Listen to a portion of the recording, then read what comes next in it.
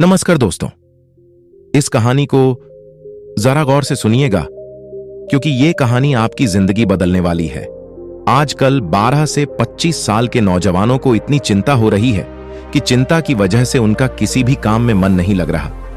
वो हमेशा परेशान ही रहते हैं, ना तो वो अंदर से खुश होते हैं और ना ही उनके अंदर कार्य करने की शक्ति है। फिर भला उन्हें कामयाबी कैसे मिलेगी? वो अपनी मंजिल तक कैसे पहुंचेंगे?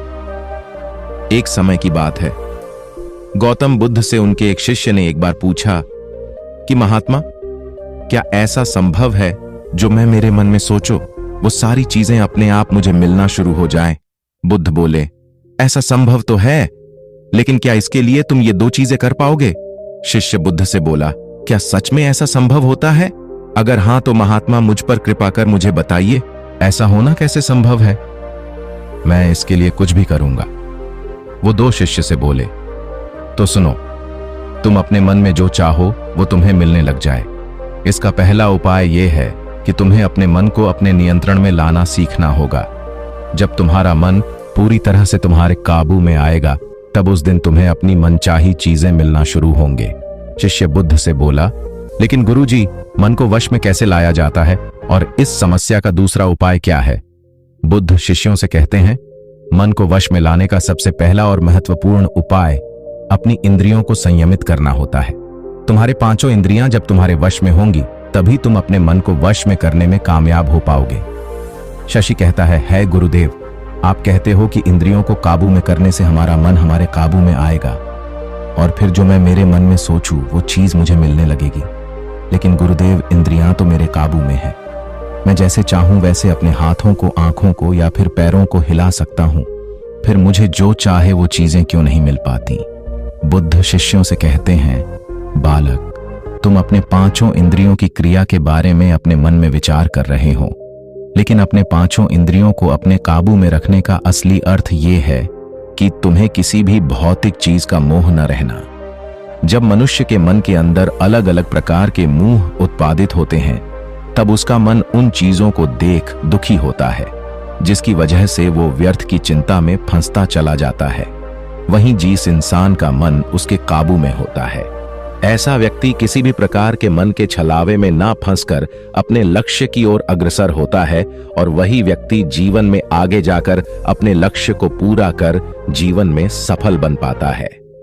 शिष्य कहता है, हे महात्मा, मन को वश में करने का सही उपाय क्या है? किस प्रकार मैं अपने मन को अपने वश में ला सकूंगा? और गुरुदेव, दूसरा उपाय क्या है जिससे मैं अपनी मनचाही चीजों को पा सकता हूं? वो दृश्य से इसे कहते हैं। तुम्हें अगर अपने मन को वश में करने का उपाय पता करना है तो तुम सामने दिख रहे पेट DH के नीचे 1 महीना हर दिन 2 घंटों के लिए मौन रहकर ध्यान करना सीखो। जैसे ही तुम्हारे इन 30 दिनों का सफर खत्म होगा, वैसे ही तुम्हें अपने मन को काबू में करने का उपाय मिल जाएगा। जिस दिन तुम्हें अपने मन को काबू में करने का उपाय पूरी तरह से हो गया, उसी दिन से तुम अपने मन में जिस भी चीज का विचार करोगे, वही चीज तुम्हें प्राप्त होना शुरू होगी। अगर तब तुम पैसे के बारे में या फिर संसार में मौजूदा किसी भी चीज के बारे में अपने मन में विचार करते हो, तो वो विचार तुम्हें अपनी मनचाही चीज को प्राप्त करने में तुम्हारी मदद करेगा। पर इसके लिए तुम्हें अपने मन को वश में कर पाना अत्यंत जरूरी है। जब तुम अपने मन को वश में कर लोगे, तभी मैं तुम्हें दूसरे उपाय के बारे में बताऊंगा। शिष्य बुद्ध को प्रणाम करके रहता है, ये तो काफी आसान कार्य है। 1 महीना ही क्या, मैं 1 साल तक 2 घंटे उस पेड़ के नीचे बैठ सकता हूं? आप मुझे आज्ञा दें, कल से ही मैं ध्यान में बैठने के लिए तैयार हूं।